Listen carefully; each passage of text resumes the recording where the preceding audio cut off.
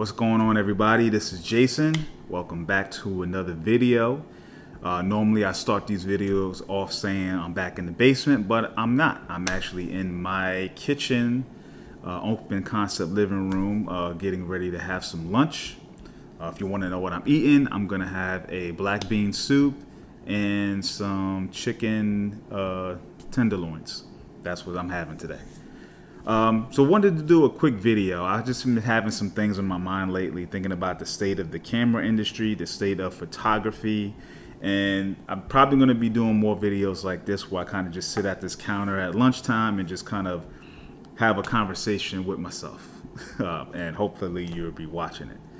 So this one is going to be about the photography industry in terms of products and cameras.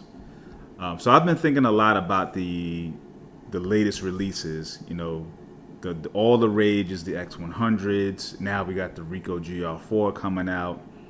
You know, and then there was the GFX 100 RF, and then we had Leica cameras. I think the Q3, and then they have a 40 millimeter version of that.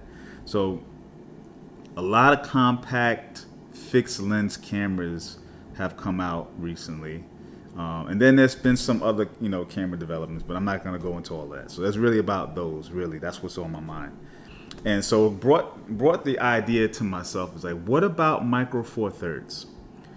Micro Four Thirds as a platform is something I have dabbled in the past. So I did have a Panasonic GX85.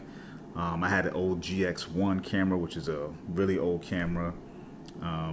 And I'm forgetting about a few others, but I did have a few over a period of time, and a couple of lenses. So I had some primes, I had some zooms. Really enjoyed that system, but ultimately I kind of came back to the Fuji APS-C because it suits that sensor size and the format suits my needs personally and professionally, and I can just keep one system and have everything I need for the most part. But as a platform, Micro Four Thirds is really good. And so it makes me think, especially with the Ricoh GR4 coming out, why isn't there a surge for Micro Four Thirds fixed lens cameras? I think that is an open hole in the market, with everyone wanting to have something that's pocketable and bigger sensor than your phone, better than your phone, but still have the camera experience. Because I think what we're noticing is people want the camera experience. We all have smartphones, right? We all have smartphones. Everyone's got one in their hand.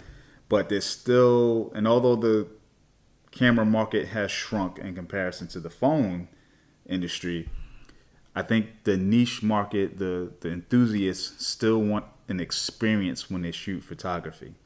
And I think that Micro Four Thirds is a great platform for that experience because it's still very compact, but good enough quality to say you're satisfied with having a sensor size that is Micro Four Thirds. Because the de facto small sensor size for enthusiasts has been APS-C, and Fuji has pretty much run that market and owned it for the last decade. And although full frame is coming to kind of compete with them in terms of the camera size, I think ultimately I've learned that APS-C is a sweet spot for sensor size and portability. And yes, Micro Four Thirds is even better at that in terms of the portability side, but I think that's where there's a curve that drops down slightly with image quality in terms of maybe certain professional uses like a wedding or event photographer. But for anything else, Micro Four Thirds is going to be fine. And so I think that for those who would buy something, say for $1,000, I think a Micro Four Thirds camera suits them well. And the size is going to be perfect. I would love to see something like that. Now, me personally, I considered something like the Olympus EPL7, something very small, had good enough controls, has 16 megapixels, and pairing that with certain lenses like the Panasonic 12 to 32 pancake zoom lens. Now that has a slow aperture, but I've used that. I've owned that lens before. Very good lens. Also the Panasonic 14 millimeter 2.5. You've got the Olympus 17 millimeter 2.8. You got the Panasonic 20 millimeter pancake lens. So you have small lenses that can fit on something like that EPL7, or there's the EP7, which is the step up, in quality and controls. And those cameras are really small, but I think a fixed lens camera that is compact and maybe sacrifices a certain zoom range, because some people are probably commenting or will comment that the Panasonic LX100 series is that camera. But there's definitely limitations with that camera, and I think one of them was the zoom toggle is very slow.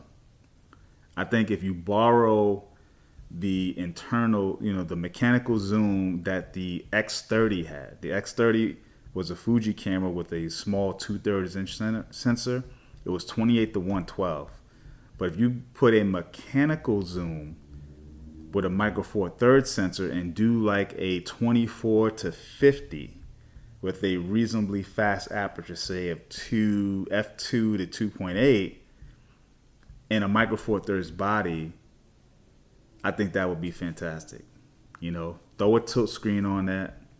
Get an optional EVF like they did with the Olympus Pen series. So, maybe don't fix it in, but have an optional EVF attachment that you could sell separately and make it reasonably priced.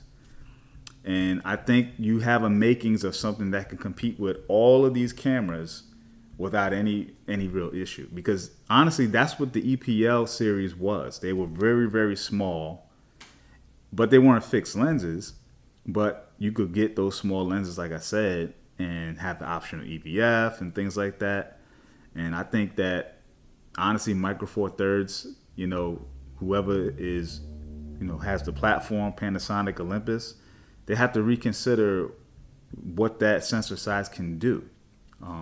Compete with Ricoh, compete with Fuji, because they're gonna eat people's lunch stealing, sales from other cameras that are bigger and have interchangeable lenses. So just a rant. I hope you guys enjoy it. This is all for entertainment, all for thought. We're all photographers who love the platform, who love this art form, and I hope to see you in the next one. So, peace.